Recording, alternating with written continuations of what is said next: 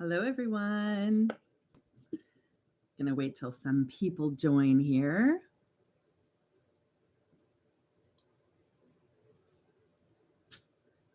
There's my first viewer. We're just getting started. Give me one sec. There we've got a couple. We're going to talk about all things higher self hypnosis and past life hypnosis. So let me know what kind of questions you guys have. And as soon as we got like 37 people on TikTok so far. Let me know what kind of questions you have. But I was going to start out by sharing a past life story with you all. Hi, Husky Kimberly. There she is again. She's always there. And send me a rose. Okay. I wasn't really sure where to begin. So I thought, let me begin with sharing a past life story. And if you guys have any questions, you can let me know. Anything past life or higher self hypnosis. My daughter's not here today. She's at the gym with my son. So it's just me. You guys got just me today. But okay. So let me start with a story. I did a session probably about 4 years ago with a guy. And this shows you how much our past lives impact our current lives. So he was really devastated when he came to me. This client was really devastated when he came to me because he had started a business with a person he considered to be his best friend. And his words, there's two sides to every story, of course, but his words were, this guy totally screwed me over. And that was literally like my lottery ticket. Apparently it was a very successful business. And he was very bothered and upset by the fact that move my screen around. Very bothered by the fact that he got screwed out of this business, this lottery ticket for his life. So he came to me wanting to know what was that all about, like what happened with all of that. So his when I took him under, his higher self showed him a past life where he was brothers with this guy in another life that he apparently got screwed over by in this lifetime. And so he showed us a few different scenarios. We looked at a few different scenarios where this guy was his brother. And one time, so let's just call my client Tom. So one time it was Tom's brother's birthday and they were younger, and he purposely did not go to his brother's birthday party just to spite him and just to hurt him. Like he was actually kind of mean to his brother. And so later on in life, Tom started having an affair with his brother's wife. And on his deathbed, on Tom's brother's deathbed, his brother announced that he knew about the whole thing and he forgave Tom, but Tom never apologized to his brother for having an affair with his wife or being so mean to him in that lifetime. So we go look at what happens after he dies. We go up in the spirit realm, and apparently Tom, his brother, and the woman that he cheated with were all up in the spirit realm talking about, oh gosh, let's do it again. Let's do it again. Let's do it again. But only this time you get to screw me over, Tom said. And I was like, why would you say that? And he said, because it's fair. And I said, you mean it's like karma? And he said, no, it's fair. And then they were begging this woman to come back with them and do the life with them again. She was like, no, guys, I have been around this block so many times with you guys doing different scenarios. I'm done with you guys. But Tom begged. He said, no, let's do it one more time. So she finally agreed to go back with Tom and this other guy and come to Earth. But this time she was Tom's wife. So my client, Tom, and it was his wife in this lifetime. Well, so as you know, Tom got screwed over by his business partner, who was the brother in the former life. And Tom's wife in this lifetime, the woman he cheated with in the last lifetime, ended up leaving him in this life because she said, if I go down there with you, I want this to be the last life that I share with you. And I want this to be done. So I'm going to end it down there on Earth. So while my client was totally devastated in this lifetime, like just devastated, carried this for years with him, that his wife left him and how could she leave him? And this guy screwed him over in a business deal. He got to see clearly by looking at that past life that it was all something that he had arranged and begged everyone else to participate in. So I just want to share that story because I never forgot that one. Because, like I said, that was like 4 years ago and I never forgot it. I just thought it was the coolest story ever of how our past lives really do impact us in the here and now. Hi, everyone on YouTube. I got TikTok going, I got YouTube going. I don't know if I could ever figure out how to get Instagram live going. I guess I could have 3 going at the same time, right? Let's see if anyone has any questions. Hi, Linda, my buddy. Let's see. No questions yet. Has anyone discussed mental disorders such as psychosis disorders? People have talked about mental illness on here, and it just really depends on the person and the situation. There's no like one size fits all answer when it comes to mental illness and why we experience mental illness or why we plan for mental illness in our lifetimes. There's like no one size fits all answer for that at all. So I don't really know what to say about that. I mean, I know there was one mother whose son had, or I can't remember. I'm sorry. I can't remember if it was her son or her daughter, but one of the two experienced mental illness in this lifetime. And they wanted to have a different experience. It was what they wanted to experience. They didn't want to have a normal go around this time. There were some things they wanted to learn from the mental illness. So it just really depends on the person. There's some people who experience autism.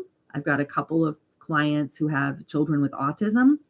And in both of those clients, their child did not want to have a normal life and be subjected to living in the matrix. They actually wanted to live in the world, but not conform to it and not be part of the world and not fit in with the 3D matrix. So they chose to come and experience autism. So that was why they did it. They wanted just a completely different experience and not to be just put in a box, where you go to school and you learn how to sit for 8 hours a day. So then you can learn to go sit for 8 hours a day in a job.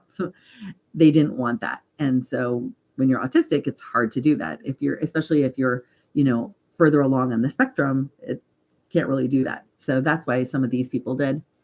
Let me see. Has anyone experienced immediate physical healing after a session? Yeah, I've actually had numerous people tell me that. They'll email me the next day or later that day and say, oh my gosh, they haven't been able to sleep. And then they slept really good that night. I know a couple of people have emailed me and said that they had, they'd never been pain-free in their life. And now they were like, they could walk on their knee.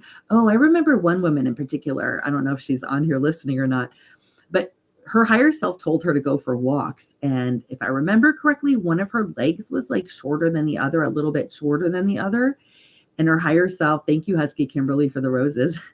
Her higher self told her to start walking, that she needed to start walking. And so then I asked, how is she supposed to do that when it just hurts to even walk? And her higher self told her to go do it. So she actually listened and she did it. And she didn't have any pain. So she emailed me and told me, like, it's crazy. Like, I don't have any pain. And now I go for all kinds of walks.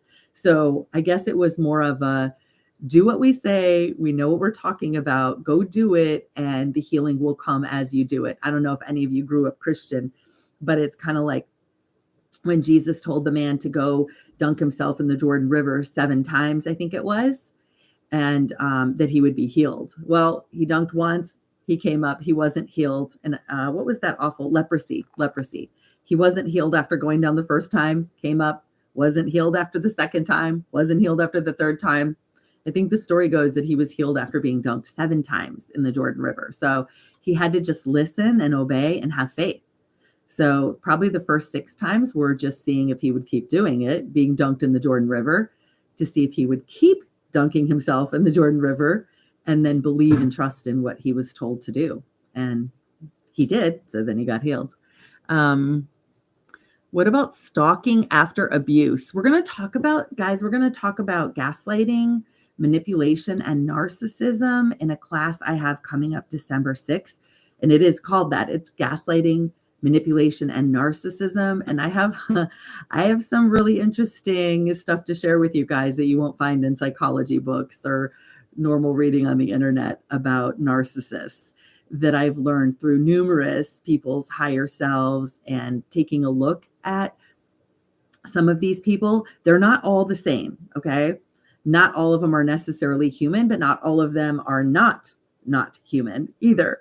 So I'm going to share with you guys a number of different things that could be going on with these people.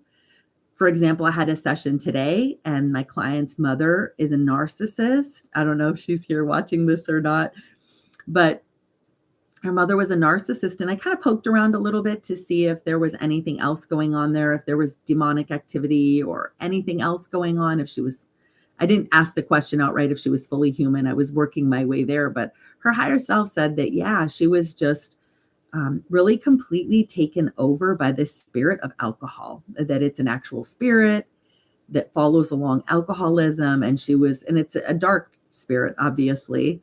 And she was completely taken over by that dark spirit. But yeah, that was her situation. So join my class, guys. It's December 6th. It's going to be like, I say 2 hours, but I know I can talk long.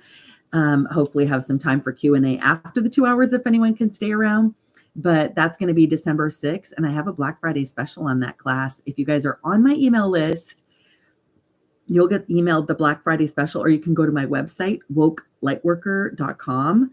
And the sale is Wednesday through Sunday. So the Black Friday special pops up when you go to my website, but it's not the Black Friday pricing until Wednesday. So Wednesday, the 24th through Sunday, November 27. That's when you're going to be able to get the Black Friday special. But you can register for that now, and you can register for my Connecting to Your Higher Self class. That's coming up in January. That's going to be 4 weeks.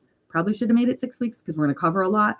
But that one has a Black Friday price too. So you can go on my website, wokelightworker.com, and get Black Friday pricing for that. Am I in agreement with Dolores Cannon on every single thing? No. A lot of it, yeah. So excited about all you're doing. Oh, Linda, thank you. I'm reading on TikTok, guys, what's going on here. Is it possible to know if they are human or not in a hypnosis session? Oh, yeah. Yeah. Their higher self tells us if they're human or not, or what's going on with them. If they're a narcissist in the hypnosis session, for sure. Like when you're under hypnosis, when I'm doing a higher self hypnosis session on you, you're actually seeing like tons and tons and tons of visions and tons of things in your mind that I'm not seeing. So I'm constantly asking you, like, okay, what are you seeing? What are you seeing? Describe it for me as you pull this trapped emotion of anger from her. Like, what does it look like? Because you in your mind, you're seeing like, let's say black goo just getting like pulled out of your stomach and sent up to Creator's light. But I can't see that because it's happening in your mind. But you can see it. And when clients come out of a higher self hypnosis session, then they start describing, they're like, oh, I didn't describe this, but this is what this looked like. And this is what this looked like.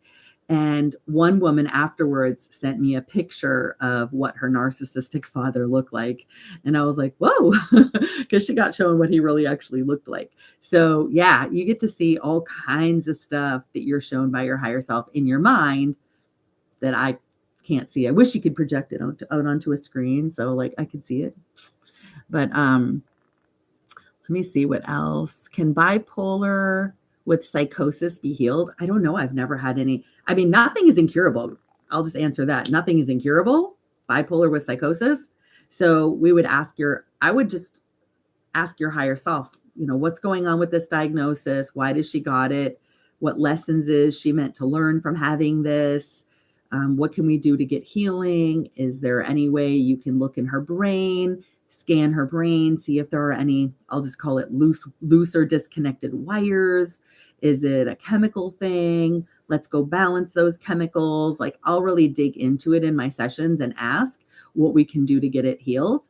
And then I give everyone homework after a higher self hypnosis session. I give everyone like a plan to follow where they can, sorry, I'm looking for my little stone here. I have this cute little dragonfly stone that I like to hold when my hands are fidgety. I love this. I got it out in Colorado this summer.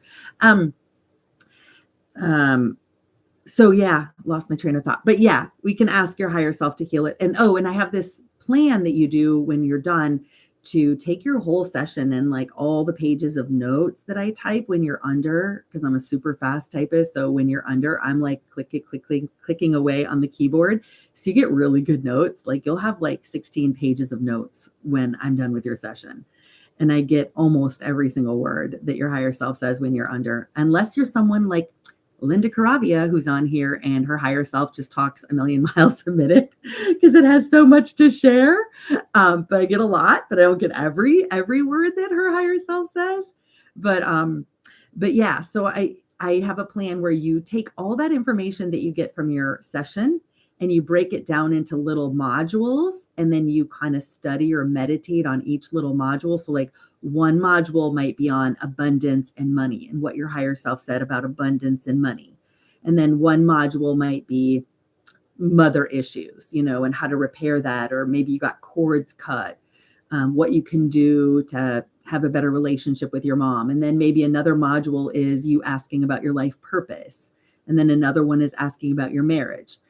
And so you'll break them down into little modules and then meditate on them and ask your higher self when you go into meditation, show me more, show me even more, like almost like going back under the knife in a surgery, right? So like operate on me more, show me more, reveal more to me, teach me more about this. What else can you show me or teach me? Can you make this healing and this revelation that you gave me even deeper in me on a soul level? Expand my knowledge about this. So the higher self hypnosis sessions that I do, like you literally could take these sessions, break them down into modules according to, the email I send afterwards telling you how to do this, and meditate on it and study it and have it teach you for the next like 6-7 months or more.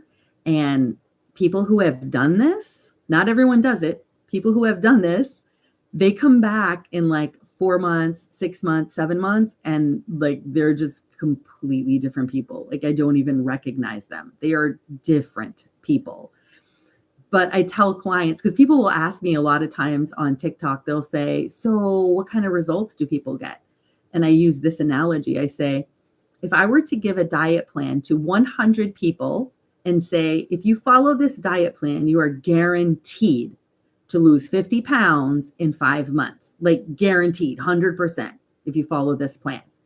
So if I check in with all 100 people in 5 months, I don't know, maybe I'll find 4 people, 5 people. I don't know what the statistic really would be, but I don't think it's going to be very high, maybe 10.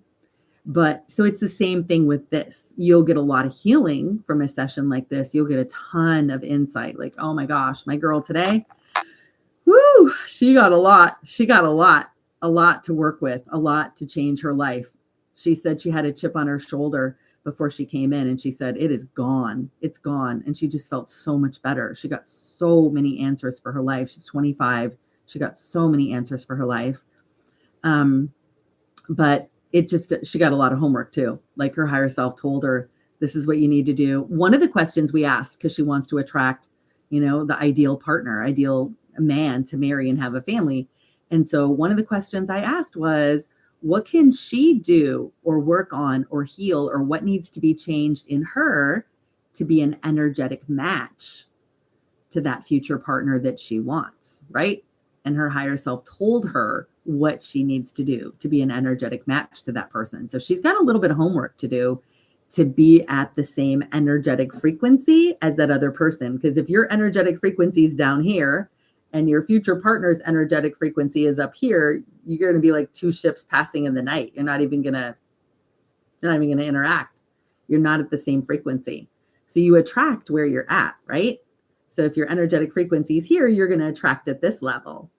So if you've got a lot of unhealed trauma and sadness or depression and you're here, right, you're going to attract other people that are at the same level as you. They're at the same frequency. Because these people up here, they're not at the same frequency as you. They're not looking at you. Not really, I mean, unless it's a soul contract that you guys absolutely are supposed to meet no matter what happens. Then I've seen that happen where one person could kind of be in a bad spot. And their soul contract partner comes into their life. But let me see if we have any questions on YouTube. My uncle passed a week ago. Is he in the spirit realm? Oh my gosh, yeah. Well, okay, let me say this. I say yeah, and then I remember instances immediately in my mind where people actually don't pass. So he more than likely is, more than likely. And if he's not now, he'll get there, because some souls can be really attached to their life on earth, or they feel like they have some unfinished business, or they really were sad, or if it was like a really sudden death, it shocked their ego, right? It shocked them that they died so suddenly. And so a lot of times they'll kind of hang around Earth and they'll stay around watching. I've seen many instances looking at people's past lives where the soul hangs around and watches their kids grow up and waits till their kids even die. And then they pass on to the spirit realm, but they're just like so attached to making sure their kids are okay and being there as a guide and a helper to their kids, that they hang around and they don't go to the light right away. And I've seen that many times. And then I had a session recently. I don't know if I talked about this on my last live. I think I did, but so if I'm repeating it, I'm sorry, guys. But there was one I had a couple weeks ago where she was hiding in the woods. I'm pretty sure I talked about this. She was hiding in the woods, and she was a he in that other life. And there were people all around in the forest that were hunting him. He was a loyalist to the king, and they did not like the king. These other people did not like the king. So they eventually found him, and he was just terrorized being in the woods because he knew they were going to find him. And they made him take his clothes off to humiliate him. And then they took his own belt and hung him with his own belt. And he was so angry that he ended up staying in the forest when you're in the spirit realm, it's like no time. But I said, if you had to guess, like kind of time wise, was it a long time? And my client said, oh yeah, it was a long time. He was wandering around in the forest. And then in our session, I actually helped him by calling down some angels to go show him to the light. So, but your uncle more than likely is in the spirit, because that's more the exception than the rule that they hang around. My twin soul passed from this life last week. Oh, I'm looking for any guidance and healing in regards to our connection, soul planning, purpose, ascension.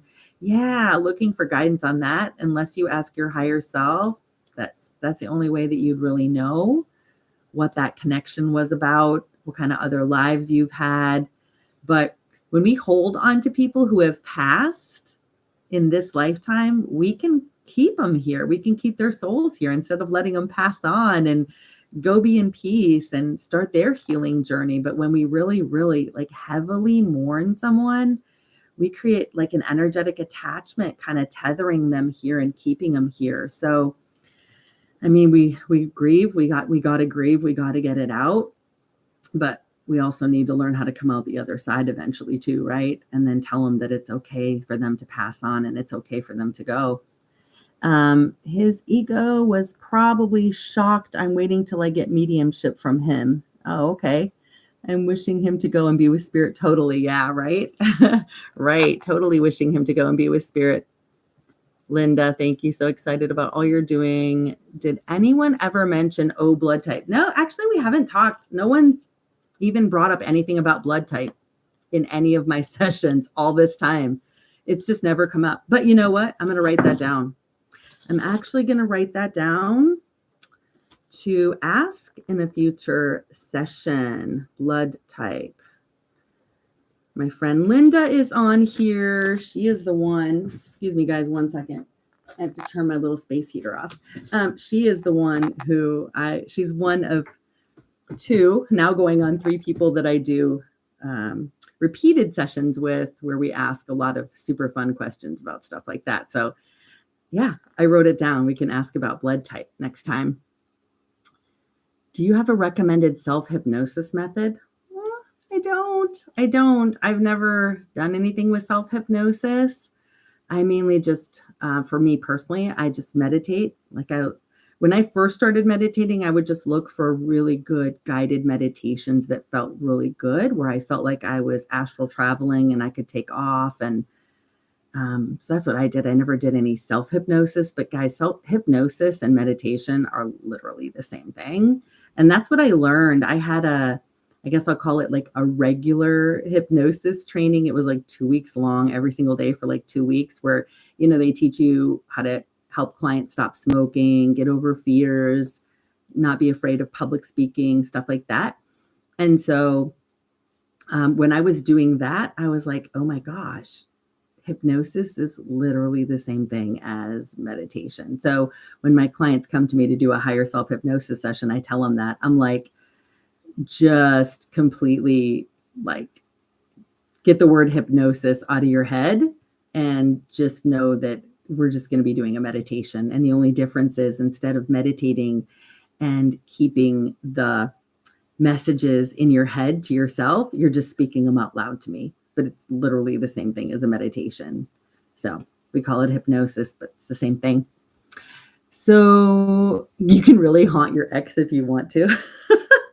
I don't know if you want to haunt them. That'd be like going a little on the negative side. Usually when I see people, they're taking care of their family. I'm still grieving for my husband's passing, feeling stuck. What can I do to move forward?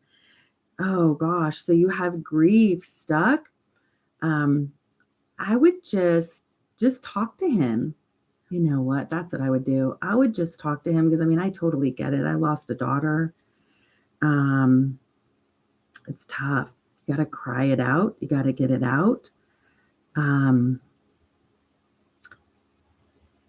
just feel where that grief is being held. A lot of times, not always, but a lot of times grief is held in our lungs, and that can end up causing breathing problems. So maybe just, holding your hands over your lungs and sending love to your body, because when you're grieving and you're not able to move on and you're stuck, your body is suffering too. It's not just your heart. It's not just your mind. It's not your emotions. Your body is doing it, and your body's holding that. So you need to get it out of your body. So I would talk to your spirit team. If you're in grief, talk to your spirit team and ask them to just bring healing to you while you're sleeping. Let the angels come and just play harps of loving music over your heart and over your lungs, and all night long to just caress you and hold you and let you know that you're not alone. And the other thing is just really focusing on self-love, is just learning and remembering how to truly, truly love yourself. We all know the true definition, Creator's definition of self-love. My client's higher self reminded her of that today when I said, should we download Creator's definition and perspective of self-love into her? Her higher self said she knows Creator's definition and perspective of self-love because she is love. She's just forgotten who she is. And so it's really just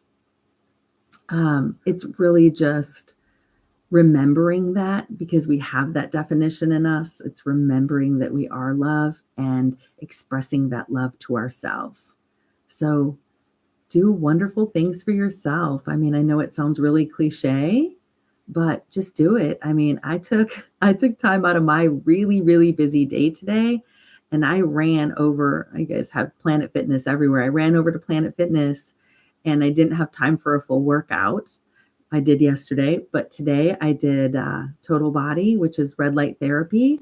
And I did 2 sessions in the massage chair because I was like, I'm going to do something to show me love today. And yesterday I did a massage / Reiki session. So it's just anything you can do for yourself. Buy yourself flowers, take yourself on a date, take yourself to a movie, something, but just express self-love. I have a self-love class coming up because it's really important for our healing and our ascension. Guys, it's self-love.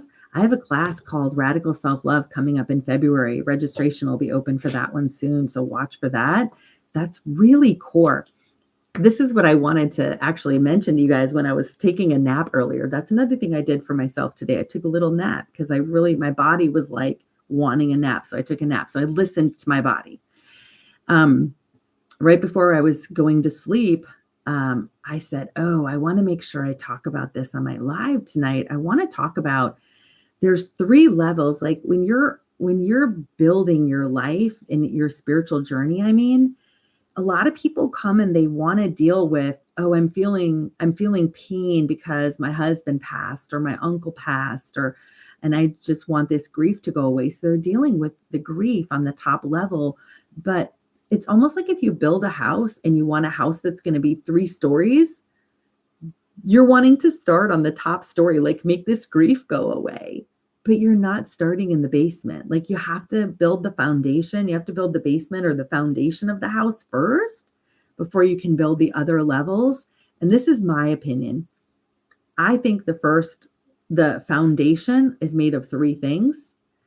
And it's just like the foundation of your spiritual journey and the core of everything you want to master and accomplish in this lifetime. And it's self-love.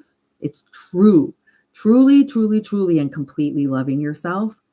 And then it's worthiness, realizing and understanding and knowing that you are completely worthy. And then the other one is trust, totally being able to trust Creator, totally being able to trust life, and totally being able to trust yourself. Those 3 things, trust, self-worth, and self-love, I see those as being the absolute foundation for a spiritual journey in any kind of house that you want to build. Because if you don't have those, you're just trying to deal with, it's like going to a doctor, right? You go into a doctor and they're not addressing the underlying root cause of what's going on with you. They're addressing the symptoms and they're like, oh, take this pill and the pain will go away. They're not addressing the root cause, right? When they just prescribe a prescription, write a prescription for you. Let me just say that. When they write a prescription, they're not dealing with anything that's underneath. And so you want to deal with what's underneath and the root cause. So there's no weeds in the garden of your life. So I don't like using the word weeds, but let's just say for this word picture, there's weeds in your garden. So those are things you don't want in your life anymore. Those are things you want to change about your life. And so we need to pull those and then make the soil really, really fertile. And then we can start planting seeds in the garden of things we want in there. Like that would be new belief systems. So changing old beliefs, pulling those out, and then planting or downloading in you new higher beliefs that you want. And I know I've talked about this before. Sit down and write down. Take a look at what some of your beliefs are. Listen to what comes out of your mouth. You'll hear what your beliefs are. Like, oh, I don't believe that. People say it all the time. Oh, I don't believe that. I mean, you're always spouting out your belief systems, or that can't be possible. That means you have a belief that whatever it is can't be possible, right? So anyway, I got off on that tangent. Let me see what other people are saying on TikTok here. Let me see. Yeah, doctors want a Band-Aid healing.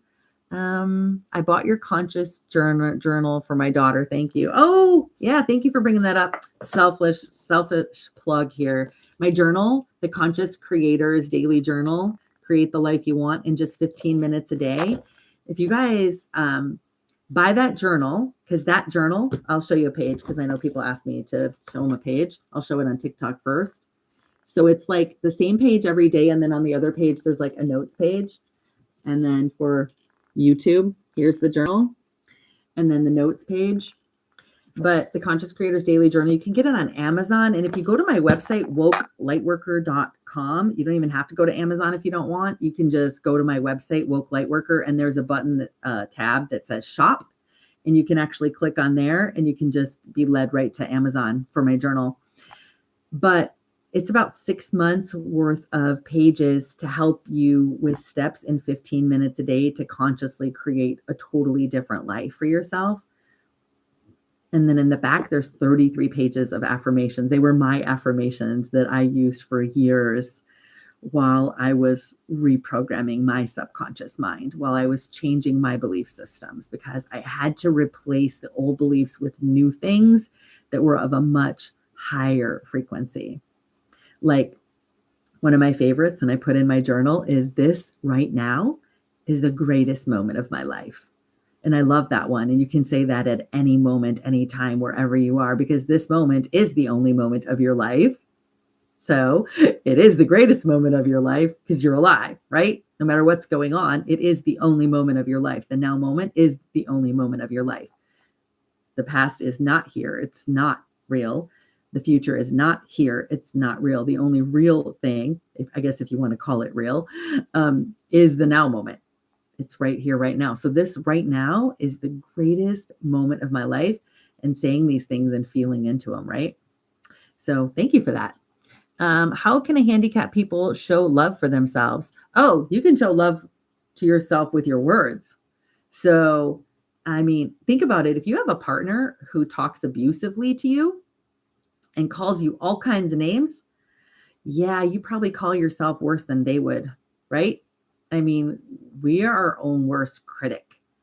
And changing our words, imagine if that partner that you have and you love that partner started all of a sudden talking really sweet and really kind to you, that would change your life and tell you all the words of affirmation that you've ever wanted to hear, and how amazing you are and how loved you are and how beautiful you are. Even if you don't feel beautiful, they still tell you you're beautiful anyway, and how they love your body even when your body's not perfect, but they mean it.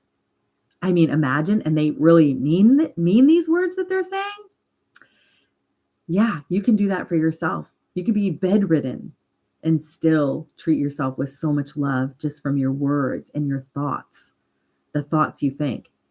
You can do so much work. There's a story where a woman, she was handicapped, and she did it. And I want to say, I think this was a Dolores Cannon story, if I'm not mistaken. I think it was a session she did. I've listened to so much of her stuff, so I know it wasn't one of my sessions. It was someone else's. But she got run over like by a carriage, I think, when she was a young woman.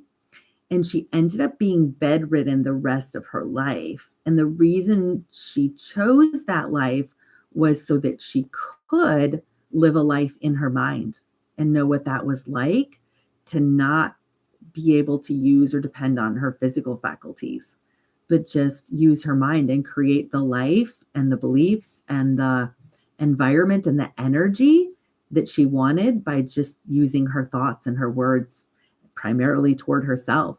So hope that helps. Let me see what else everyone is saying.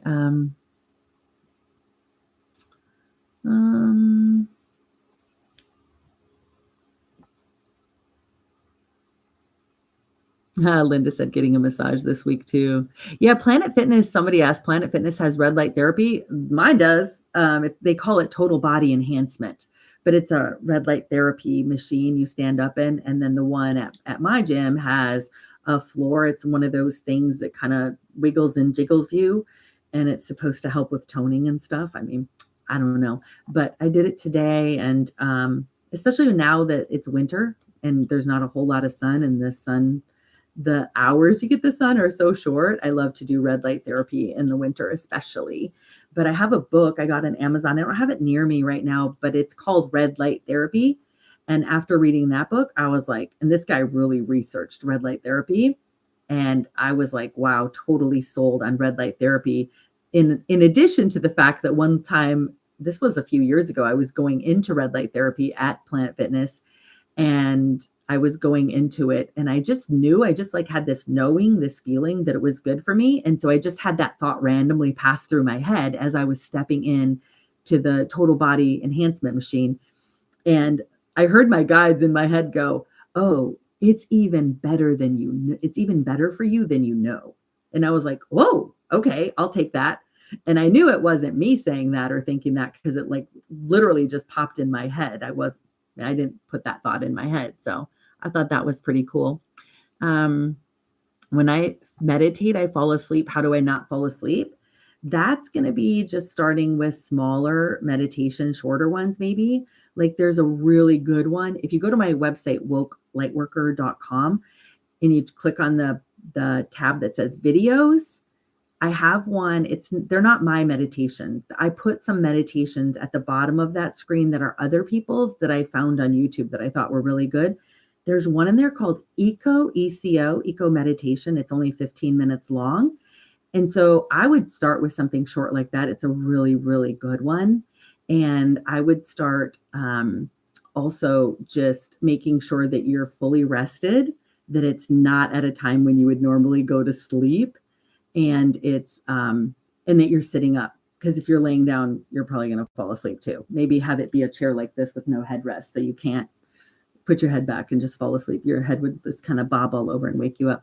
But it doesn't have to be. You guys don't have to meditate just sitting still either. I mean, you can do walking meditations. I swim laps in the swimming pool, and I'm meditating the whole time. Like the whole time, I'm just listening to my guides. Thank you for the rose. I think it said Chiquito. Sorry if I didn't see the name. It flashes up so quick on my screen. Chiquita Bonita Chihuahua. Thank you for the rose. I love that name. So yeah, it doesn't have to be. You can be swimming laps in the pool. It could be walking on the treadmill. It could be running on the treadmill. It could, or running outside. I mean, anything like that where your mind is just kind of off, not really having to focus on anything. I mean, I'm in a pretty meditative state where I can hear really good from my guides when I'm even cleaning my house. So, I mean, that's another option. Is there any such thing as demonic possession? According to what I see in my sessions, yeah, there is. So there's that. So it's funny. Sometimes when people come out of hypnosis and they have really wild and crazy sessions, meaning they learn things, they're just like, oh, wow, I didn't expect that. And wow. So they come out of the session and I go, well, there's that. Just like, well, that was interesting. And then we start to debrief and talk about it, and their mind is reeling like, what just happened here? I do chores and meditate. Yes, nice. I do too. Is there a way to ask the body to heal? Oh, yeah. I knew an exorcist. He was really good at asking the body to heal. March, I have a class coming up called Nothing is Incurable, A Path to Healing. And I'm making that one 6 weeks because there's so much to share. And we're going to do a lot of healing work in the class. That one's coming up in March. So watch for that one where we'll actually work together in the class to learn how to talk to your body, to learn how to ask for it. There's different ways, like using your higher self. But so the key, because the healing I teach, I do using higher self, your higher self part of you, right? Because that's part of you. That's who you are. You are your higher self. You're your ego and you're your higher self. So it's using your higher self. So the first thing you actually want to do is you want to be in my January higher self class, because that teaches you how to connect to your higher self and how to have that relationship with your higher self.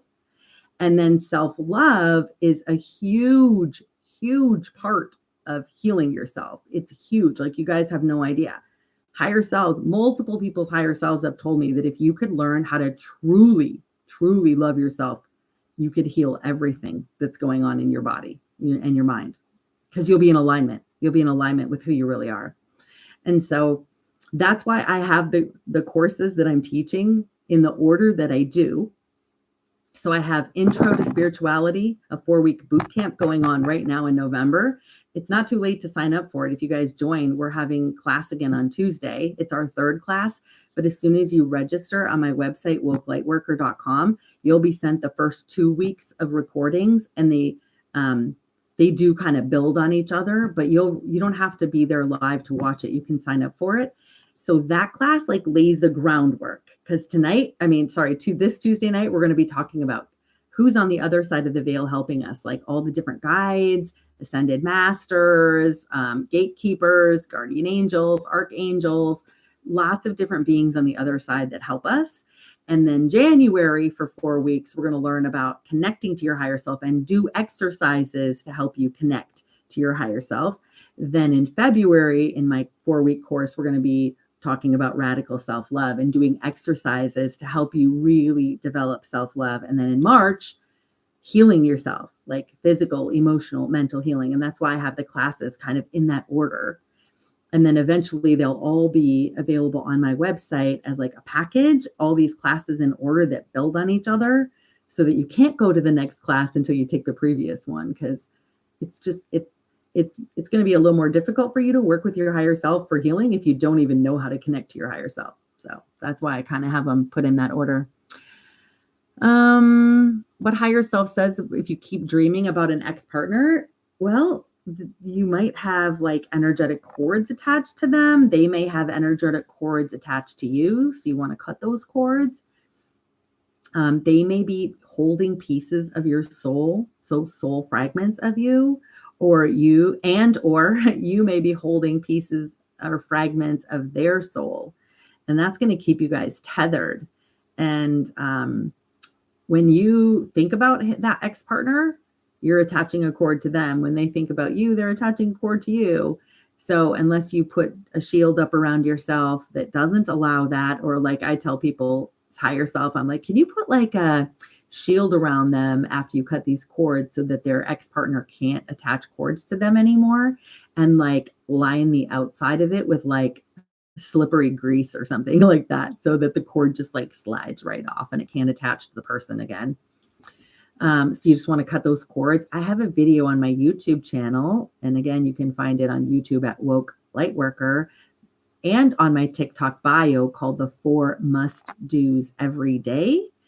That, I think it's like 12 minutes long. That video teaches you 4 must do's, which are also in my, like I told you about the Conscious Creators Daily Journal, the journal that I did. That's part of what you want to do every single day, those 4 must do's. It's cord cutting. Well, let me read it right out of my journal. It's grounding yourself, cutting all energetic cords. This is every day, guys, at least once a day. Cleansing and clearing your energetic space, and shielding yourself. And to know how to do all those, because I've explained them in my last 2 lives, but to learn how to do all those, it's really easy. It's really simple. Just watch that really quick 12-minute video on my YouTube channel, again, called the 4 Must Do's Every Day. And it's under the live section. You have to click on the live tab to see that one. Let me see. Have you ever heard talk about twin flames, like if they exist? Yes, they do exist. But I have the same feeling as someone's higher self said, almost verbatim what I said in my live. I think it was like a week and a half ago, I did a live. And I said, oh, I get so tired of hearing about the word twin flames because everybody talks about it. It's like the big thing everybody talks about. But you're giving your time and your energy thinking about something that you really have no control if you're going to come in contact with your twin flame in this lifetime. It's either contractual that you're going to meet up with this person and have an experience with them, or it's not. So being like, oh, I need to find my twin flame. I need to find my twin flame. Like, it's just, you're just wasting energy and time instead of just being in a state of flow, in a state of allowance, of just allowing life and experiencing circumstances coming to you as they come. So if your twin flame is meant to present him or herself to you in this lifetime, they will. If they're not meant to, then they won't.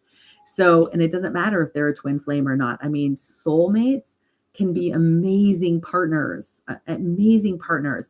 Or you may end up having someone who's not a soulmate and not a twin flame because you planned it, or your team did, or creator did, for you to have a relationship that is not with a soulmate or a twin flame, for your highest growth and learning, for some experiences that may be pretty rocky. They may be quite rocky, but for whatever reason, you planned it or you attracted it. Because remember, I said we're all energy and we attract where we're at. If you're an energetic frequency down here, that's where you're attracting. You're not attracting up here. These people are attracting other people up here. If you're down here energetically, you're not attracting these guys or these women up here. So the best thing you can do, instead of spending brain power worrying about twin flames and am I going to meet my twin flames and things like that, the best thing you can do is just focus on you, your journey, being the best you that you can. Those 3 foundational things I talked about: self-love, self-worth, and learning trust. That's the best thing that you can do, because you'll be the better person for it, raising your frequency so that you come up here. And my daughter's here, everybody. There's Cherish. She's going to plop on my chair here. So she's been on my last 2 lives with me as my daughter. She just got back from the gym. So yeah, that's my advice. Just worry and not worry, but focus on your frequency so that you attract the highest vibration partner, people, friends into your life that you possibly can. That's where your energy is better spent. Plus, then you're more in the now. If you're focusing on just experiencing life as it comes to you and as it is, you're in the now moment, which, oh gosh, guys, every single higher self session, every single person gets told that they need to be in the now, that they're just too much in the future, usually way, way, way too much in the past. And they really just need to focus on being in the now, because that's where you create. You create from the now. That's why, again, selfish plug, I made that journal, the Conscious Creators Daily Journal, creating your life in 15 minutes a day, because it's in the now moment. What are we going to do? What are we deciding we're going to do with our life to create your life right here and right now today, right? At this moment. Are there numerous types of source? There's one source. Great. Every creation from sources, little bits of source. Right. Yeah. So there is only source, there is only creator, but everything is creator. So all these other things that were created are creator. So I will recommend this book like I do every single time. It's called I Am, I Create, One Truth, One Law by Aaron Worley. And you guys can get this one on Amazon. I mean, I just love this book, or you can get it on Audible too.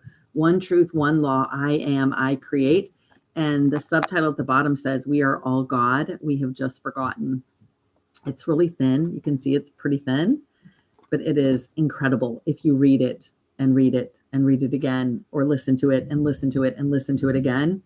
It will change your life. It's all about how to live as your authentic God self or your higher self versus being and living in your ego. Because the ego, you get way ups and way downs and up and down and up and down, versus living as your authentic self and your higher self, where everything is just way more flow and acceptance and just being.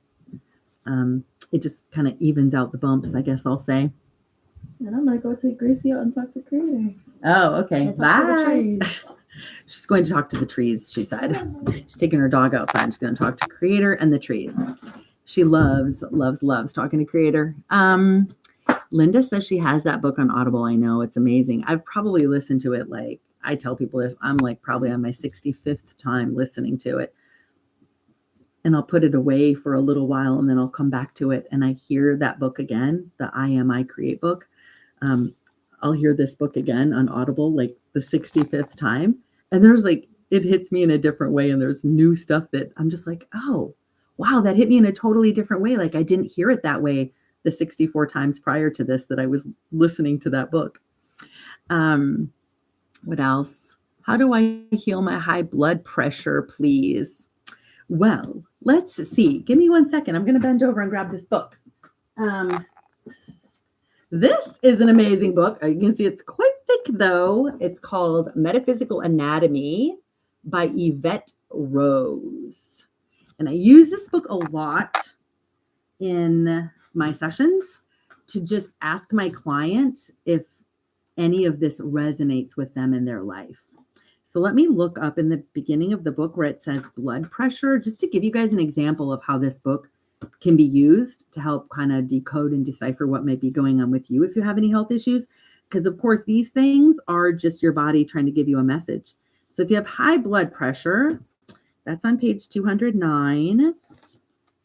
It's long. Okay, so bear with me, guys. I'm reading again from Metaphysical Anatomy by Yvette Rose, and we're looking up blood pressure to see what it says. So the person who asked that question, let me see, your name is Nancy. Nancy, when I am done reading, let us know if any of this resonates with you.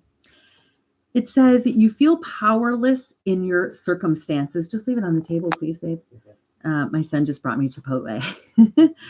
It says, you feel powerless in your circumstances and use suppressed rage, aggression, or anger to express boundaries. You fear being out of control, and as a result, you end up feeling overly controlling of others and situations. You may still be grieving due to a lack of love from your parents, always on the search for more love. There seems to have been a great deal of stress in childhood that has not been resolved. This may have caused you to feel defensive as an adult with the intention of keeping yourself safe. You like to be in control, which is your way of overcompensating for a lack of control in childhood. Your parents may always have been occupied with problems, demands from others, responsibilities, or marital problems. You may feel confused as to how to go about finding happiness. You often turn to alcohol to take the edge off when life becomes too overwhelming. The stress in your family life has left you feeling unsafe and unsure of when to relax and when to be on guard. You resent being controlled by chaotic circumstances. Your anger serves as a fighting force. You like to keep your own counsel, choosing to cut yourself off from any possible support. You do not like to feel obligated to others, and you value your independence and freedom. Betrayal trauma took place early in your life. Now, similar issues are repeating in your personal relationships. You work harder to keep more control and bad people at bay. You have made a negative association with love. You often sabotage the love that you have in life, feeling conflicted by a desire for love and feeling challenged by it at the same time. You are stewing on negative emotions and thoughts. So there we go. Talk about living in the past, right? You cannot let go of past injustices. You may be suppressing emotions to a point where it may be explosive. You often leave urgent matters to be decided at the last minute, knowing that it's difficult to resolve issues in the heat of the moment. More patience and a willingness to work things through are needed in many areas of your life.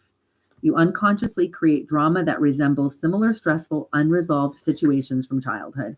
And then she goes, I know that was a lot, guys, sorry, but then she goes on to list like a page and a half of key points and things you can consider and think about if you're experiencing like something in this book. Like for here, it says, when did the symptoms of high blood pressure start? What was going on in your life at that time, and what did you have enough of? Did your mother have high blood pressure while she was pregnant? Let me see. Who failed you? How did it make you feel? What was your mother's environment like when she was pregnant? How did that affect you in utero? So like those are questions we would ask under higher self hypnosis. I'd say, what was going on with her in the womb? Was there anything going on with her in the womb? And sometimes, like I did a TikTok on this not long ago, the fetus, she was in the womb and she didn't have enough room. There was not enough room in the womb. And that created issues for her in this life. And I think some physical issues for her too. So we went back because there's no such thing as time. So I had her higher self go back then and create more room in the womb for her and do some in utero healing, or we call it baby in the womb healing. And so we did that, and that helped her a lot. And then it also says, one of the other ones that jumped out at me, you seem to feel responsible for other people's happiness and quality of life. How does feeling this responsibility serve you? How does it make you feel? But then it also says, always explore birth trauma. So for this one, it sounds like there was probably some birth trauma going on too that could be affecting you also. So that was Nancy. Nancy, let's see if you gave me any feedback yet, if that related. I don't see it yet. If anybody sees Nancy's feedback, if she heard that book name again. Someone asked for the book name. I'm not sure which book you're talking about. I showed 3 books. I showed The Conscious Creator's Daily Journal, Creating Your Life in 15 Minutes a Day on Amazon. That's my book. Or get on my website, wokelightworker.com. I showed this book, One Truth, One Law, I Am, I Create, by Erin Worley. That's on Amazon. And then the book I just showed, which I just dropped on the floor again, Metaphysical Anatomy by Yvette Rose. That's the big one that I showed you.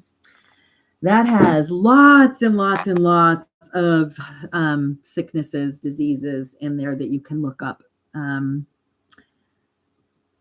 So Pyra, hi, she wrote, my dad has crazy high blood pressure, and I think it came from when he was in a concentration camp during the Khmer Rouge, and I feel he does feel responsible for everyone's happiness 100%. Yeah, people pleasers. Yeah, people pleasers, not having boundaries, things like that. Guys, we are so totally not responsible for anyone else's happiness.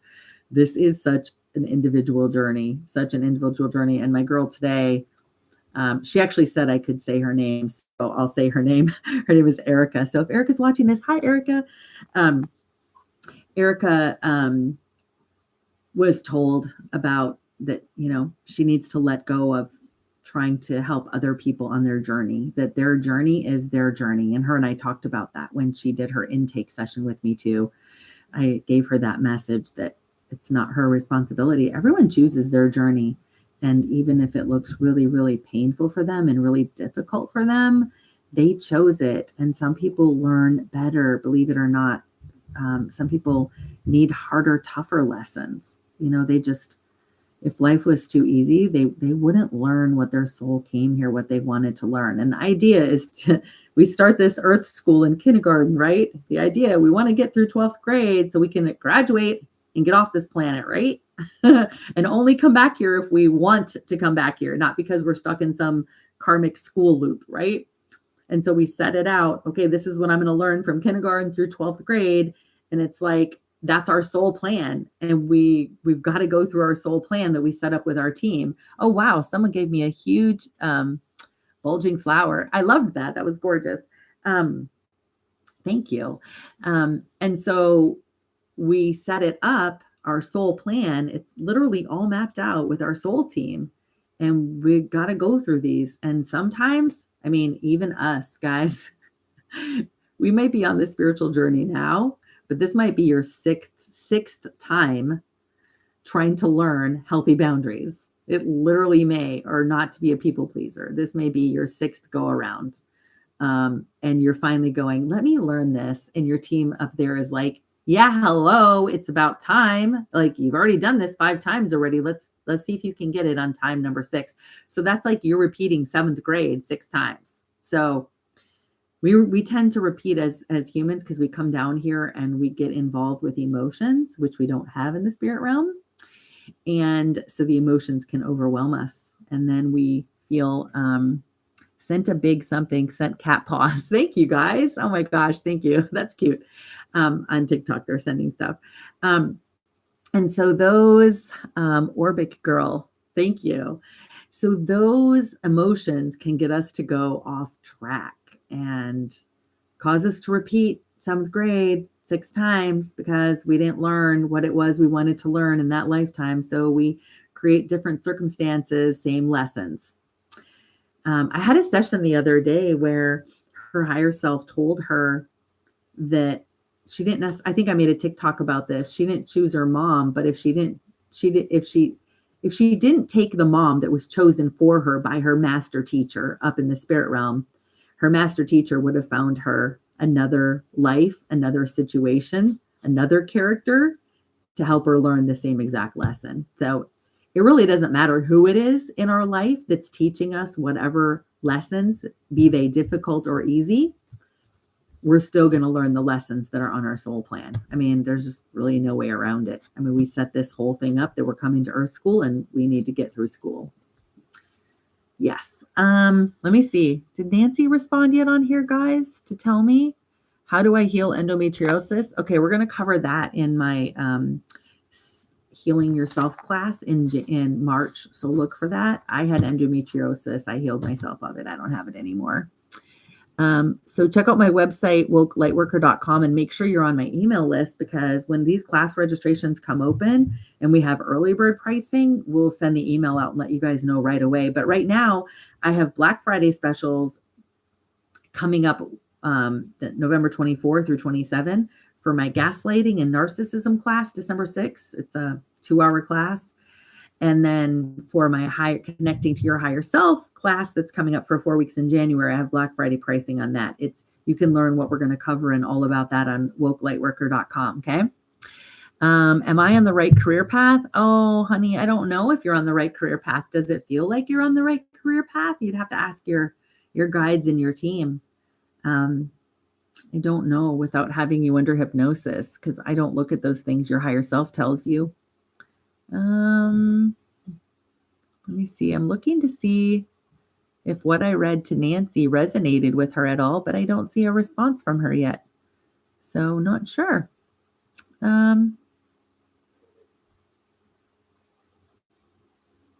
What about my husband needing help post-op for now 8 months regarding people pleasing? Oh, I'm so sorry. I don't really understand exactly what you're asking on that one. What are the main lessons souls are here to learn? Ooh, I love that question. That came from YouTube from Ruben. I'm going to answer that. Let me take a drink of my kombucha first. Hold on. Actually, it's kind of like kombucha. It's aqua kefir. Let me do a little commercial on aqua kefir. I love this stuff. It's probiotic water. It's pomegranate. Have you guys ever heard of the app called Yuka? Yuka. Oh my gosh, you got to get it. Like, it's the best app ever. Yuka. Yuka.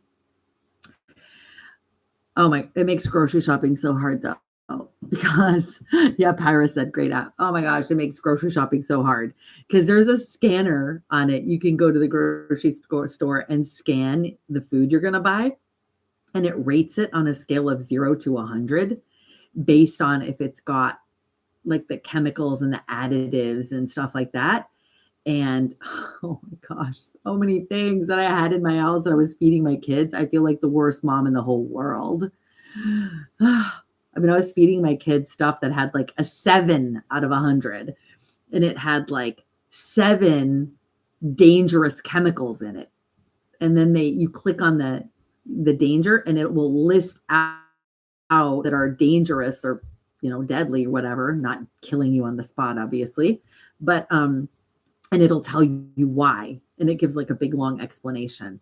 And so, yeah, it's crazy. This one got rated excellent though. This aqua kefir got an excellent rating. So I feel pretty good about drinking this. I think it didn't have close to it wasn't a total 100, I think, because of the sugar in it or something like that. But let me see. Sugar, it's got 7 grams of sugar. Oh, and the sodium, that's why it was rated not 100, but it was still rated excellent because it's got 70 milligrams of sodium in it. But that app, Yuka, Yuka, if you don't have it, you can go through the grocery store and scan your food, and it will give you the rating on it. So like just last night, I went to the grocery store and I was looking for some breadcrumbs because I was going to bread some chicken strips for my kids because they still eat meat.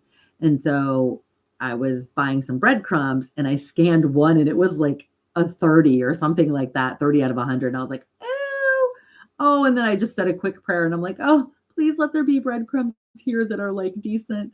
So I found this big jar of breadcrumbs, and I scanned it, and it was, of course it wasn't 100, but it was pretty good. And it said that it was very good or something like that. And it didn't have any like really, really dangerous chemicals in it. And I was like, oh, okay, I can make the breaded chicken fingers for my kids tonight for dinner. Let's see. Oh, the main lessons. Sorry. Somebody asked on YouTube, what are the main lessons souls are here to learn? The main lessons that I see in my sessions that souls are here to learn, well, I already said 3 of them. They're the foundation. Like if you're building your spiritual house, you don't start on the 3rd floor, you start in the foundation. The foundation is self-love, learning how to totally and completely love yourself. Self-worth, completely knowing that you are worthy. Just because you exist, you're worthy. But does everybody actually really know that? No. You might think like my girl Erica today, she and again, she gave me permission to use her name. She told me, she said, use my name. She thought she had self-love down, and her higher self told her that she thinks she does, but she's actually got a little bit to go on that. She's got to learn self-love. So there you go. A lot of people in my sessions come to me and they're like, oh, no, I got the self-love. So then I just say to them, I'm like, well, let's just ask, just in case. And almost every single time their higher self is like, yeah, she thinks she's got the self-love thing down, but she doesn't.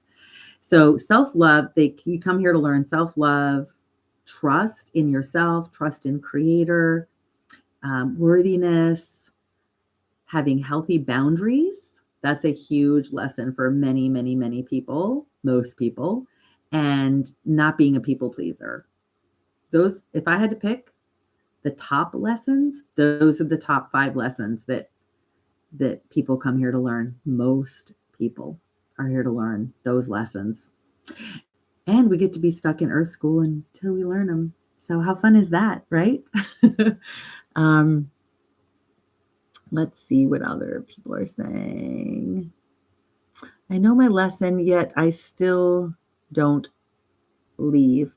Well, it's not knowing your lesson, it's mastering your lesson. So it's not knowing what your lesson is, it's mastering it. And you might think in your mind that you've mastered your lesson, but then like if I were to put you under hypnosis and ask your higher self on a scale of 1 to 5, with 5 being they've completely mastered all, this lesson, and 1 being they like haven't even begun, what would you give them? And whatever higher self says, like let's say it's a 4 or a 3.5, then I'll say, what do they have to do to master that lesson and get to a 5? And then your higher self will like list out all the steps that you got to take, what you've got to improve upon. And then you just start working on those things. Because in these higher self hypnosis sessions, like you get a ton of homework from your higher self. If you want it, you don't have to do it. It's your journey. You can repeat 7th grade as many times as you want, right? And then Julia said, love your videos. I'd be grateful for any messages from my mom. I miss her so much. Oh, Julia, I'm so sorry. Like I don't do mediumship, so I don't have any messages from your mom.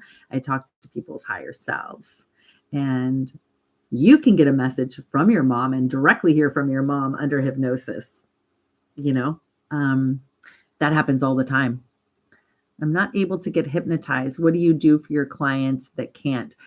I would say come to my January class. Registration's open on my website, wokelightworker.com. Come to my January class where it's connecting to your higher self and learn yourself how to connect to your higher self. We're going to really dive into it and do exercises in the class. And I'm going to give you homework in between on practicing and connecting to your higher self. So definitely come to my January class if you can't get hypnotized. But again, hypnosis, guys, is the same thing as meditation. It's no different. It's literally the same thing. The only difference is you're speaking out loud to me. So if you say you can't get hypnotized, then the only thing you need to do, and what all of my clients are told they have to do every single day between the time they schedule their session to the time they meet with me, is you have to meditate every single day, doing wake time, meaning awake, not when you're sleeping, wake time guided meditations. And I have some on my website, wokelightworker.com, under the videos tab at the bottom. There's some meditations. There's a couple on there, meeting your higher self.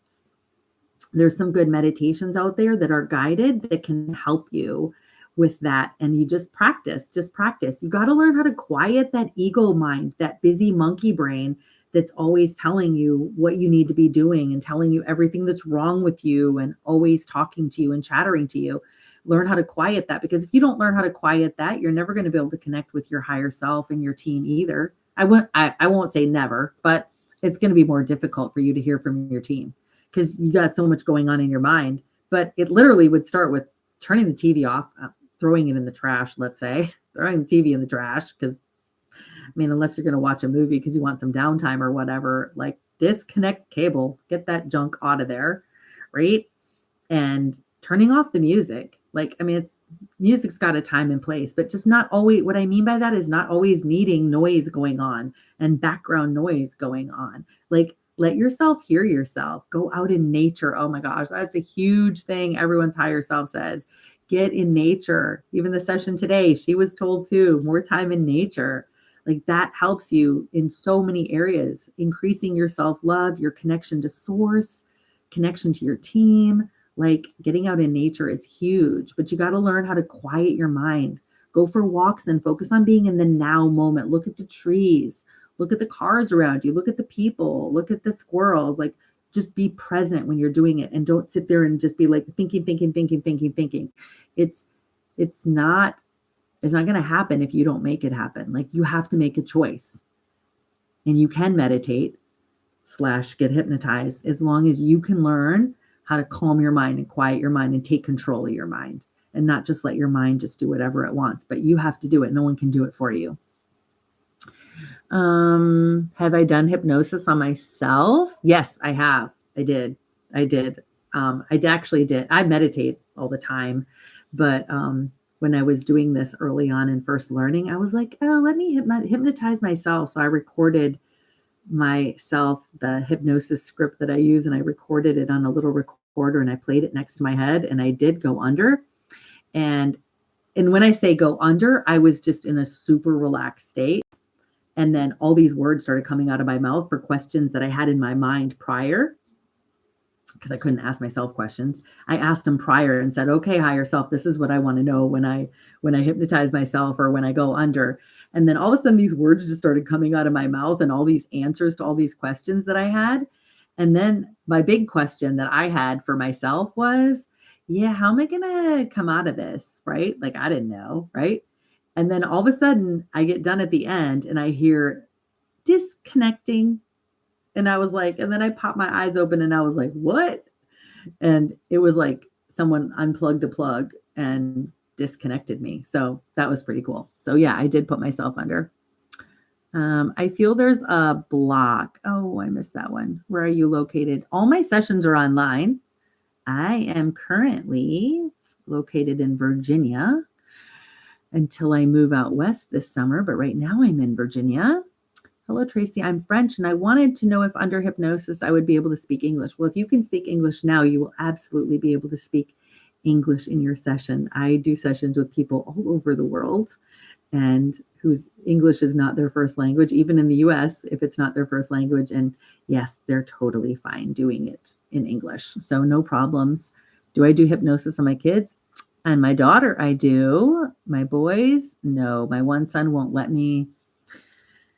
I don't know. He's 21. He doesn't want me to do it. He's never wanted me to do it, but he's totally fascinated by it and he's spiritually awake, but he doesn't want to. My 19-year-old did.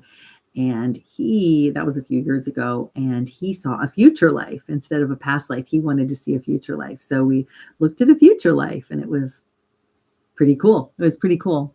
I feel there's a block from a past life. I can't really meditate and fear. Oh, thank you. Amal, thank you. Hi, babe. She's here. Gave me big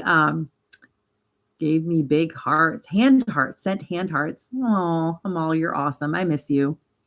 Amal had some really good. Thank you for the hand heart again. Oh, she had a couple really good sessions. Oh, she had some good sessions. And she was totally knocked out. Oh, Amal, just telling you, I told your story the other night about your Kundalini awakening in my spiritual awakening boot camp. So I loved that story about how you had your Kundalini awakening. That was so cool. And then there was another woman who I had a session with in Denmark. If she's watching, hi. And she had a Kundalini awakening. It was like an instantaneous Kundalini awakening, just like Amal did. Thank you again for the hand heart, Amal. And yeah, that's pretty wild. You know, we only wish we could have an instantaneous Kundalini awakening. And if you don't know what a Kundalini awakening is, you can either Google it, but it's when all your chakras just open up and burst open at once. And then you're like, have all these open psychic abilities, just like bam, out of nowhere. And it's pretty cool. Amal, I love you too. Thanks, babe. But yeah, so she got to experience that. That was quite an experience. Like when I heard her story, I was like, whoa, that is so cool. But yeah, and I also taught about Kundalini awakening in my 4-week spiritual boot camp last week. And it's not too late. You guys can still register. Go to my website, wokelightworker.com.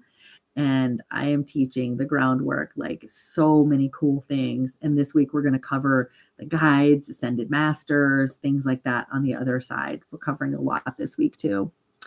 I am in the US. I am right by Washington, D.C., but all my sessions are online. Amal said she's amazing. Any advice for trusting yourself and the universe more? Oh gosh, there's a really good book called Trust. Cherish, can you grab that book on my nightstand called Trust? My daughter just came back in. It's a really good book called Trust. It's called either one of those. It's called Trust. It should be in that pile. I have so many books on my nightstand. I think I'm going to jump in and read them all, and I read little bits and pieces of each one.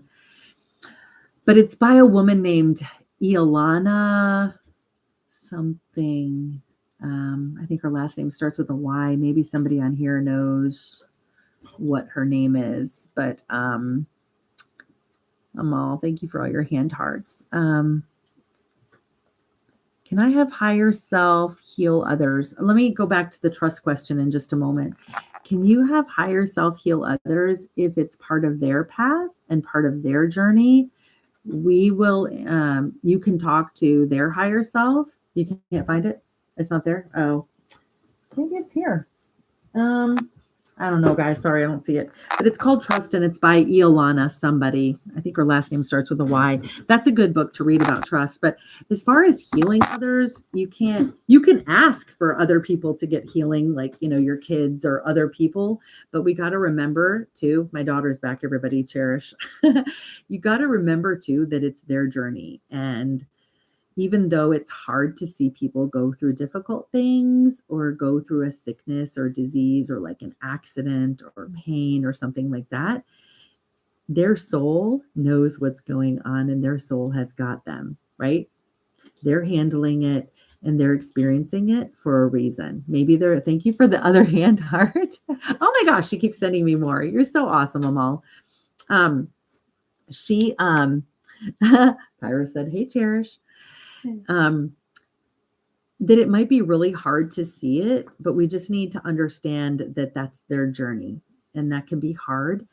But the key to this, and somebody asked me earlier, what are some of the main lessons we come here to learn? This is another one. It's learning how to love. Thank you, Amal, for that. She keeps throwing me hand hearts. It is learning to love with non-attachment. So not being attached to the outcome when you put a request into the universe, let's say, or when, and it could be for someone else's healing. You can put your request in, you can say prayers, you can send them love, you can send them healing energy, but you don't want to be attached to the outcome. Because if you're attached and then it doesn't happen, then you feel sad, right? And that doesn't help anyone because now you're in a low frequency energy and that doesn't help you. That doesn't help them, and that doesn't help the planet, right? Being in a high frequency is what helps everyone, including yourself. It helps you, it helps the planet, it helps everyone else. So we want to learn how to love with non-attachment to the results, right? It's being in a state of flow. It's living in a state of acceptance. And I will tell you guys something that I have a lot of people's higher selves. I ask if it would benefit them to download this. I say, would it benefit her to have you download Creator's definition and perspective of accepting what is as it is without the need for it to be anything different because it's perfect as it is? And it might not look perfect to you, but it's perfect in every way because it's perfect for what they need for their journey. Even though it looks difficult for you, that you have judged in your mind that it's a negative and you've judged in your mind that it's not good for them. But it's their body talking to them. If it's a sickness or a disease, trying to get them and their attention to deal with something and to handle something. Or it could be a karmic thing or a contractual thing that they agreed to take on. And it might look awful to you that they're suffering from this sickness or this disease or this injury, but their soul knows exactly why they're experiencing it. And it was part of their soul plan, right? Maybe they're repaying some karma. Never know. I mean, let's say someone's handicapped or something and they wanted to come here and it's part of their soul plan to experience being handicapped because maybe in a previous life, this is just an example, maybe in a previous life, they, clubbed somebody. Let's just say they clubbed somebody and that person ended up getting a brain injury for the rest of their life and couldn't ever walk or talk normally again. Right? And so now they went up there and went, aha, okay. I learned how that made me feel when I damaged that person. But now I want to experience the other side of that. And I want to experience what it feels like, their point of view. because our souls want balance. And that's what karma is. It's just balance. It's balance in your soul. Sorry, my daughter's dog is back here like choking herself. Stop. Obnoxious. Let's see what else people are saying. Has anyone been healed from Epstein-Barr virus or asked higher self? No, no one's asked higher self yet about that. So nope. But you can look in that book that I had earlier. It's called Metaphysical Anatomy by Yvette Rose, and see what she says in there about Epstein-Barr virus. I don't know 100% if it's in there, but I'm guessing that it is in there. Hey, what's your take on high-pitched ringing in the ear? Their ear. It's really, it depends on the person. First thing I always do is I ask her if there's anything physical going on with them, because you want to rule that out, right? And if there is, I ask the person's higher self, what's going on? Is it a particular like bone in their ear or what's going on? And then we ask for healing for that. And then if it's not anything physical, I start with the physical. If it's nothing physical, then I say, well, what is it? And their higher self will tell them, it could be their spirit trying to get in touch with them. Just let them know they're there. It could be a sign to them that, they're getting a download, or normally like an upgrade, an energetic upgrade, or it's just an energetic frequency coming into their ear. Sometimes like I'll be like walking someplace and I'll feel a ringing and I'll just like know I'm not supposed to be there, kind of like the shrinking thing that's happening to me. Yeah, it can be like whatever message needs to come from it for you in that time. Yeah, sometimes it could be a message. I mean, it's kind of similar to, I had a session the other day with this guy who was looking at land in a particular place, and he said, yeah, and then I saw a white owl. And I'm like, oh, okay. What about the white owl? What does that mean? And he said, oh, for me, that's a sign that it's a hard no. It's a stop here. Don't go any further. And I was like, oh, okay. So he said, yeah, so we didn't end up buying that land. So, I mean, just kind of figure out, been getting a lot of health. Lately, health is not an issue in my case. Been getting a lot of ringing in your ear. I would say notice when it happens to you, what's going on? What are you talking about? What are you doing? What are you thinking? And maybe try to become aware of what's going on with you when you're hearing the ringing and see if there's a pattern. And practice after just trying to practice after trying to know, like want to know after, and just, ask your team. Yeah. If you guys ask your spirit team questions, they'll tell you. It's just all about if you want to listen, if you truly want to listen and will believe what you are getting. Yeah. So ask your team and see if anything pops in your head right away. Like without having to try to think about anything, see if something pops in your head right away.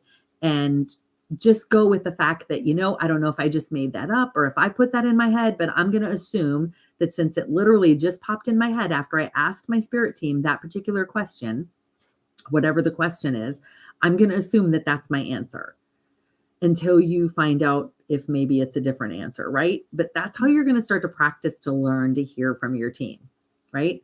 Is just asking, because you guys would be surprised. I send an email to my clients the day before they do a higher self hypnosis session. And I say, number one, don't be nervous tomorrow. Everyone says that they're nervous. She's like, not very comfortable in my chair here.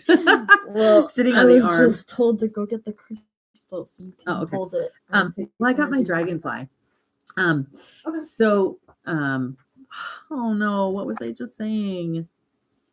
Do you remember what I was just saying? What was I just saying? Oh, asking your team. Sorry.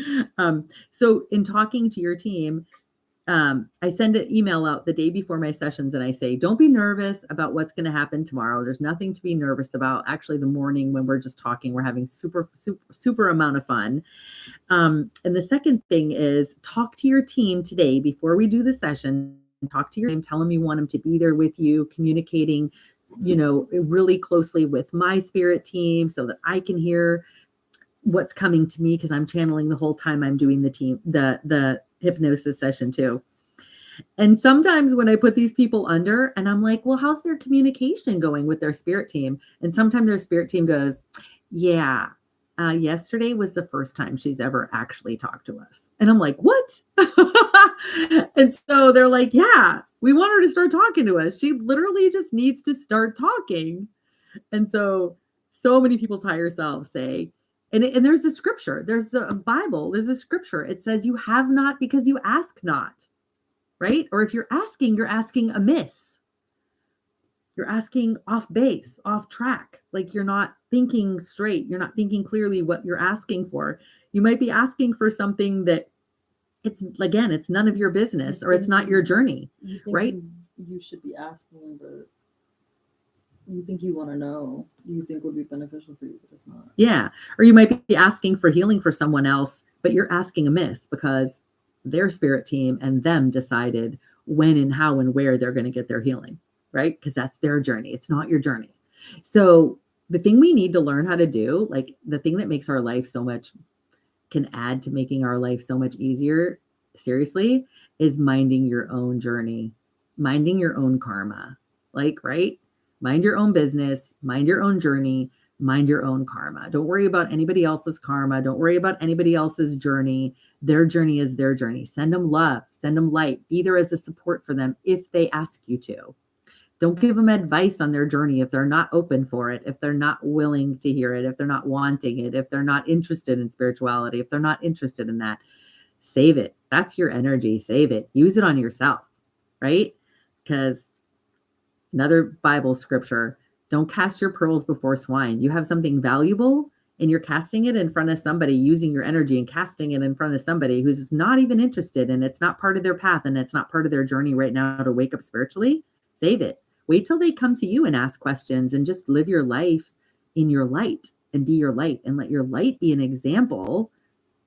Let your light be an example of how they can have peace and how they can raise their energetic frequency and be happier and live more as their true, authentic God self, their true, authentic them, and not have all the ups and downs you have when you live as your ego, right? I asked for help sitting with my dying mother-in-law and received it. Oh, I love that. Nice. Do you have to speak out loud? Or it's okay with your thoughts? No, you can totally talk to your team in your thoughts, but I will tell you this.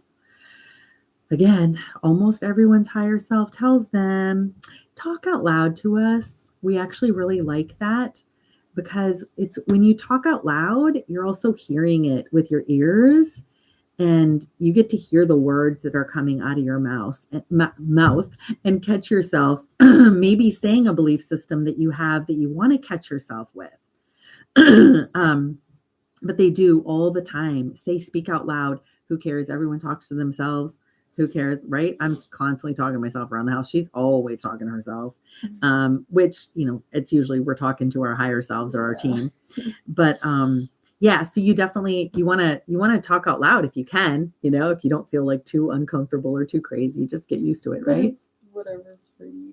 Yeah, but they can still hear you. Yeah, when I go on walks and I'm looking at the stars and the trees and I'm just completely connecting and talking with Creator, then Creator actually asked me to speak in my mind because just for that time, that's just said first, and then sometimes I'll want to say some things out loud. And I'll just say, I don't know. I feel like I want to say this out loud because it feels more real on every level. And my human brain wants to feel that connection. So it's whatever helps you feel best connected. Mm-hmm. But yeah, your team or your higher self may prefer one or the other. Yes. Yeah. I try all the time and I can't hear. That comes with practice. Like I said, you got to clear the noise around you if you want to be able to hear from your team. And something I used to do, and I know I've shared this in another live before, something I used to do, and I still do. I will tell my higher self when I wake up and my spirit team screams so loud in my ears that I can't miss you. Like literally, I want you to scream in my ears so that I can't miss you. I want to hear you so clearly. And it didn't take me long of asking for that I did. But I mean, I also have, since I started my spiritual journey, I mean, I read like crazy. I'm always listening to spiritual teachings and trainings, and like it consumes my life because that's my passion and I love it. But quieting your environment and quieting your mind and being in the present moment. Because if you're busy thinking about things from the past and somebody did you wrong and something, or worried about the future, your higher self is not your higher self, your spirit team. They're not in that with you. They're in the now moment. So you're only going to hear from them if you're in the now moment. That's why I said when you're doing things like mundane things like cleaning your house, or, you know, like I said, when I'm swimming in the pool or something like that, or walking my dog, if I'm focused on really being present in the now moment and not letting my mind think about all these other things, that's when you get to hear from your team. What else? What else are Because people most saying? of the time you'll hear something as you're focused on other things and distracted, and then you'll just dismiss it because you're distracted with other things, and you just Yeah. think it's your brain, and then they kind of feel dismissed. Yeah. So, yeah. But again, guys, I highly recommend this book. If you're like, it's called One Truth, One Law, I Am, I Create by Aaron Worley. If you're looking to learn how to hear from your authentic God self, your higher self, your authentic self, and not be wrapped up in your persona. She calls it persona, which is your ego, your personality. And she teaches you and talks about quieting your mind and all that. You can get it on Audible, but it's not a book you read one time and go, oh, that was nice. No, it's a book you actually like brainwash yourself with. Like study, read, listen to it over and over and over and over and over to really understand it and get it and put that into practice in your life. Pyra, you're so cute. Pyra says, I don't get ringing in my ear, but a signal on my right hand. It aches if I genuinely talk bad about myself. It used to indicate if I felt alone or hopeless. Yeah, the book on trust, the author's name, Nicole gave, is Iolana Van Zant. That's what it is. Her last name is Van Zant. So if you want to read a book on trust, the author's last name is Van Zant. But you guys can find that book on trust. It's called Mastering the Four Trusts. But that's on Amazon. My higher self and team definitely brought me to your page. I never watch lives here. Oh, awesome. Yeah, I don't really watch many lives either. There's a couple people I'll watch once in a while live, but that's about it. Like the Bible, still trying to understand that. I'm not sure what you mean, like the Bible. There's so much. My spirit team throws up scripture to me often because I was a Christian most of my life and really involved in Christianity. I was charismatic Christian. So we went to a church that was very, had an amazing praise and worship and prayer and teaching. And I really love it. I miss it. I just can't sit under the teaching anymore because it puts you in a box. I feel it puts you in a box and limits you. And limits the God creator, what creator can do in your life. But yeah, the Christianity that I grew up with, we fully believed in laying on of hands and healing, speaking in tongues, which is light language, all that kind of stuff. So I'm really grateful that it wasn't a different kind of Christianity, that I did have that, because I was actually healed myself of 2 incurable, quote unquote, diseases when I was a Christian, because I've always known that I had the ability to heal myself. I just came here to this planet knowing that, I guess I didn't forget that from my past or where my origins are, my starseed origins, but I knew I could, and I did as a Christian. I just knew I could. I noticed that like with like older churches and older generations, like they tend to be like a lot more connected and truthful, like I hear a lot about speaking in tongues with older churches. And well, it's not an older church, it's the type of church. Well, I mean, charismatic like Christian. Okay, yeah. There's different types. Okay. Lutherans don't speak in tongues. Catholics don't speak in tongues. So yeah, this girl, she went to church when she was real young, but then I got into spirituality. So she wasn't like my older boys. She didn't grow up going to church. So she doesn't know as much about Christianity as her mama or her brothers do. But that's a good thing. Yeah. And yes, I do remember past lives. She can tell you when I was little, like 2, 3, 4. She was 4 starting to tell me about her Well, I was past at- life I as was my at 4 in mom. the old house. I would have been 3, right? I don't know. Around that age, yeah, I was telling her about past lives where I was her mom, and I've had dreams, visions, feelings, and just from past lives. Yeah. Mm-hmm. I have your journal and have been using it for 2 weeks. I absolutely love it. Life-changing. Oh, I love that. And if you are not, email me at tracy@wokelightworker.com if you have not, if you want to be in my, I call it my super secret journal group. You have to watch the class, and you can ask me for a copy of the recording if you weren't in my class, but my free class called Create a Life You Want to Live. So if you have done Create a Life You Want to Live and you bought my journal, and send me your Amazon receipt that you bought my journal, The Conscious Creator's Daily Life, Creating Your Life in 15 Minutes a Day, that free class that I did called Create a Life You Want to Live goes and works hand in hand with the journal. And if you want to be in my super secret journal group, we're going to start the 3rd Thursday in December for every month, and we're going to meet for 45 minutes. I'm setting it out to be 6 months just to begin with, and we might go longer. I don't know. I've got a big move in between there I need to do, so we'll have to see if I can still manage that, or maybe someone else can take over and manage it for the time that I'm making my big move across the country. But we're going to encourage each other just for like 45 minutes once a month. Just say, hey, how's it going? How's everyone who's actually working the journal?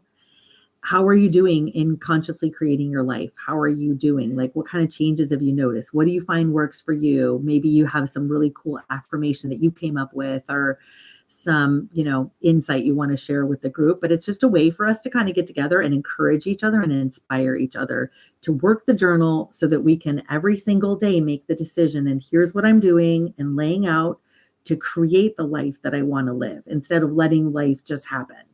So, Yeah, someone asked me how I got into spiritualism. how did I get into spiritualism? So I think I've told this story before. I was a Christian, and I was working as an office manager at a real estate office. And there was this one woman who worked there, and every meeting that we had, she always sat in the front. Her name is Victoria. My daughter knows her. She always sat in the front, and everything she said was always just so full of love and wisdom. And I just would sit in the back of the room just going, wow, like that woman is just amazing. Like, she just says like the most amazing stuff, and everything is just so wise. And so she radiates grace and love and acceptance. And so she was just living her life, right? That's why I say, if you want to impact someone's life, you just live your light. And when they're ready, they'll change. You'll open the door for them to change, or they'll ask you. So this is what I did. She walked by my desk one day, and I just looked at her and I said, hey, Victoria, what can I read to learn more of what you know? And that's all I said. And she said, this book, A Return to Love by Mary Ann Williamson. So I'll hold that up for a second in case anybody wants to write that down. But it's called A Return to Love by Mary Ann Williamson. And I highlighted the daylights out of this book, and I read it and devoured it. And then I went and devoured everything Mary Ann Williamson ever wrote. And then Mary Ann Williamson would talk about other teachers. Thank you, Husky Kimberly, for the rose again. And then she would talk about Dr. Wayne Dyer and Deepak Chopra and just other different teachers. And then I would read everything they had. And then they would talk about a particular other teacher or something. And then I'd be like, oh, there's another teacher. Okay, I'm going to read everything they have. And then I just went on this quest to listen to all these audiobooks. And that actually led me to Dolores Cannon, finding Dolores Cannon somehow. Somebody mentioned Dolores Cannon somewhere along the way. And I found Dolores Cannon. But that's how I got into spiritualism. And it was literally just because it was time for me to wake up. Remember, not everyone is meant to wake up in this lifetime, and not everyone will. And we have to be okay with that, right? Again, it's loving others with non-attachment to their journey, how they choose to live their life, the decisions that they make, even if they're your kids. You love them unconditionally, but with non-attachment. We don't need to get all involved in their business and tell them how they should be living their life and giving them unsolicited advice. You know what I mean? I mean, obviously, when you're raising them, I'm talking about once they're adults, right? Thank you, Husky Kimberly, for 2 more roses. It's really just loving with non-attachment. Then you don't get attached and you're not causing yourself worry and panic and fear and suffering over someone else's journey that's none of your business, because them and their team have got it. They don't need our worry. Our worry doesn't add anything except negative energy to the mix. That's literally all it does. Worry is actually really selfish, because it's us doing something it's us spreading negative energy into their situation. It doesn't help anyone. And loving with non-attachment just allows us to feel free, not attached to anything negative happening in anyone else's life. Oops, my phone is going low. I'm gonna have to end this soon, guys. My battery is almost dead on my phone. But it allows us to feel more free and light and not live a heavy life. I mean, why would we want that? We don't want that for anyone else, let alone ourselves. But yeah, we think if we take on other people's pain and trauma, that it's going to help them, but it doesn't. It doesn't at all. It doesn't at all help them in their life. All it does is send negative energy. So what else? Almost all married couples are getting separated. What do you think is going on? Well, that's just so many different things, right? But I don't know. I mean, some people come down here. You leaving, babe? Right. No. Some people come down here having a contract, a spiritual or soul contract with someone to spend the rest of their life with them, meaning their earthly life. But not everyone does that. They come here and they'll choose a partner to learn certain lessons with. And once the lessons are done, you don't need that teacher anymore. So just as an example, on other planets, there's nothing about marriage. There's no marriage. Like, you don't get married. You will have a partner for a period of time until you no longer want to be with that partner. And then everybody goes their separate ways totally amicably. And you're like, yeah, that phase of my life is over. And now I'm on to the next phase. And I think that us on planet Earth are moving into that. And we're moving more toward that and realizing that. But it's a painful process. It's more dismantling of old systems. And when I asked someone's higher self before if marriage was part of the matrix to keep us in a low frequency, the answer was yes. Because while marriage does have a purpose, like I said, you learn a ton when you're in a marriage or any partnership, even if you're not married, right? You learn a ton from the other person, just like you do friends and family. You learn lessons from everyone you interact with. You learn lessons from everyone that you interact with. But I lost my train of thought, guys. I'm sorry, because my daughter's goofing around with the dog on the bed. No, but it's just kind of distracting for me. So the Matrix, yes, it is a trap of the Matrix. It's to keep us bound to someone in a marriage when we're no longer energetically matched to them. But yet we're shamed, or have been traditionally shamed, for getting divorced. And it can be looked down upon. And they make it really difficult and really expensive. So there you go. Now it's trapping you financially. And people feel trapped financially. So it's very much a matrix concept. marriage is very much a matrix concept. And it's, again, part of the dismantling of old matrix systems. It's part of the matrix being dismantled on this planet. That's what I believe. And that's what's happening with marriage. And just kind of based on the little bit that I've talked about marriage with people's higher selves too. Yeah, it's looked down on if you even think of divorce. Who cares what anyone else thinks, though, right? It's your life. Who cares? Just like we don't worry about anyone else's life. Oh, please. What anyone else thinks about your life should be the last thing you let even phase you. Do you. Just do you, and don't even worry about what anyone else thinks. Gosh, if we could just live like that, that's just so much more freedom. Because eventually they'll get bored with their thoughts about you. Yeah, my daughter said eventually they'll get bored with their thoughts about you and they'll move on and focus on somebody else. So who even cares if you're the flavor of the week in their mind? Who cares? So they want about a spiritual marriage. I'm not sure what that question is. What about having kids? Yeah. On other planets, they'll go and have kids together.